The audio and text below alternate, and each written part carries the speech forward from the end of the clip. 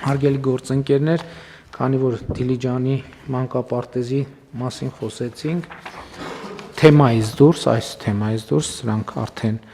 նշեցի, ուզում եմ ընդգծել, որ Տավուշի մարզի դատախազությունը պետական շահերի պաշտպանության լիազորության շրջանակում պարզել էր, որ Դիլիջան համայնքի ավագանու 2006 թվականի որոշմամբ Դիլիջան համայնքի ղեկավարին թույլատրվել է Շահումյան փողոցի թիվ 34 հասցեում գտնվող 891 քառակուսի մետր մակերեսով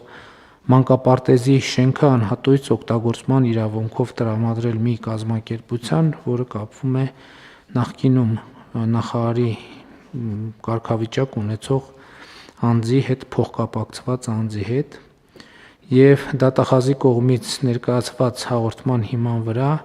2024 թվականի սեպտեմբերի 12-ին քննչական կոմիտեի Տավուշի մարզային քննչական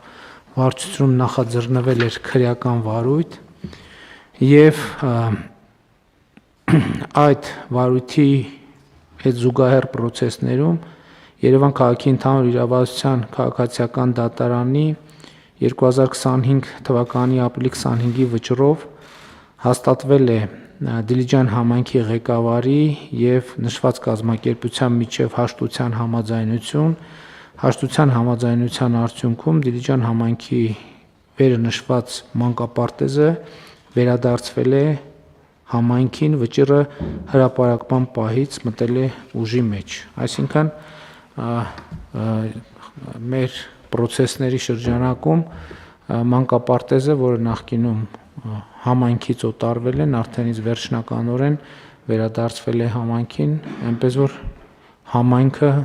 եւ մենք կարող ենք մտածել նաեւ այդ մանկապարտեզը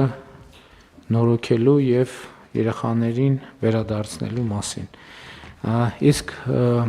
սուբվենցիաների հետ կապված կան հարցեր, դիտարկումներ։